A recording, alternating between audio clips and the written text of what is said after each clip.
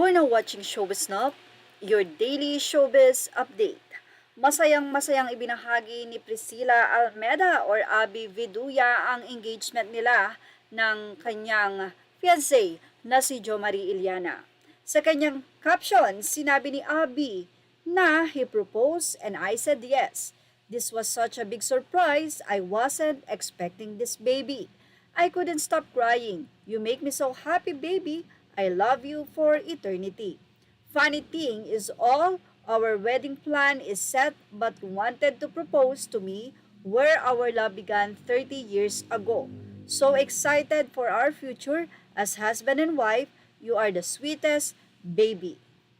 Although masasabi natin na against all odds ang relasyong Abby Viduya at itong si Jomari. Alam naman natin si Jomari na talagang medyo marami din ang sinaktan or nasaktan, especially ang kanyang mga anak na iniwan para lamang doon sa kanyang bagong minamahal, lalong-lalo na ito ay si Abby Viduya na alam din nating naging kontrobersyal dahil sa mga iniwan niyang pamilya or iniwan niyang mga anak sa US. But anyway, tila hindi nga nagpatibag ang relasyong Jomari at Abby Viduya na nakita naman natin na namanhikan pa talaga itong si Jomari kila Abby at ngayon naman ay nag-propose na nga. Well, ano nga kaya ang magiging say ng mga netizen dito, especially sa mga anonymous commentator sa Fashion Police? Atin pong ibahagi sa inyo.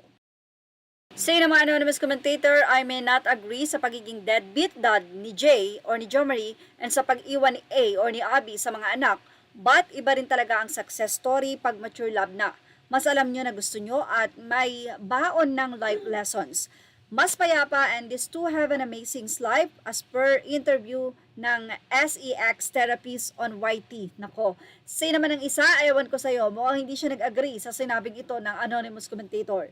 Well, I certainly hope her children are in good hands and that both she and Jay are providing child support to their children. Because if not, this couple is nothing more deadbeat parents in love. Say naman ng isa, ang selfish, hindi ko yata kayang iwan ng mga anak ko lalo na kung maliliit pa para sa lalaki. I agree with you, ang selfish ni A, sarili lang niya ang iniisip niya.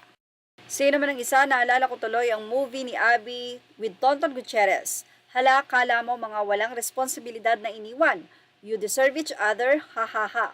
Whoop, there it is. Let me show to the whole world that big honking rock again.